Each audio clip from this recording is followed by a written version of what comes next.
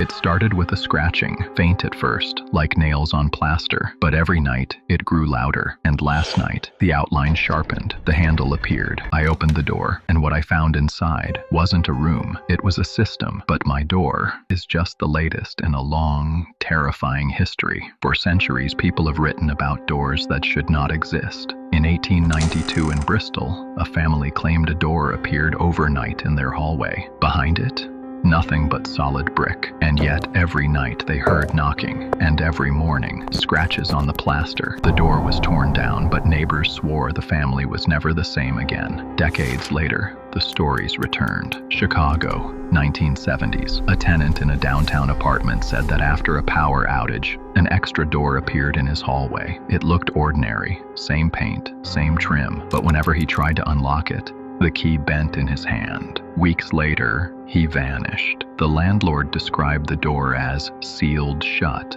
When the building was renovated years later, the door was gone, but the frame remained, and the plaster around it was clawed from the inside. At first, stories like these sound like folklore, something between a ghost story and a breakdown, but the details never change. The scratching, the knocking, the door appearing where no door should be, and someone curious enough to open it, a pattern I'm now experiencing myself. Because last night, the door opened, and on the other side was a hallway, but it wasn't mine. The wood was rotting, the wallpaper peeling, but it didn't just look old, it looked corrupted.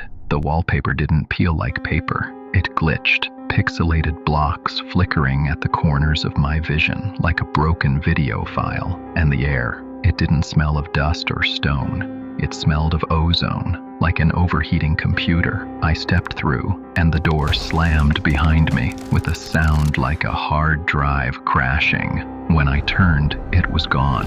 Just a wall, covered in glitching wallpaper. And that's when I realized I was trapped. Each step echoed. The hallway felt hollow, like I was walking inside a machine.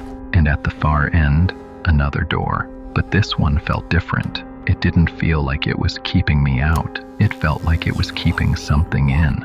Then I heard it, not just breathing, but a voice, a distorted, mechanical whisper, repeating a single, garbled line of code. I knew that voice. It was Mimir.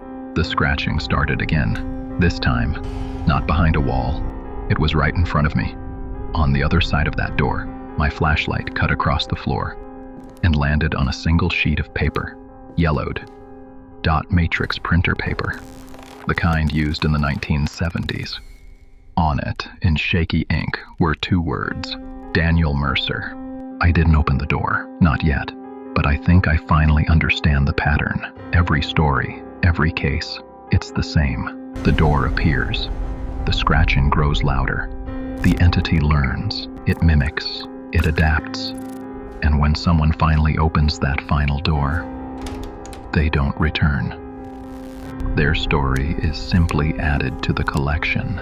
And maybe that's what this really is. Not a haunting, not folklore, but a system that feeds on curiosity. One more algorithm, one more machine, turning human lives into ghost stories. So if this video cuts off, if you never hear from me again, just remember, it was never a room, it was never a hallway, it was never even a door, it was an invitation, and I was the one who answered.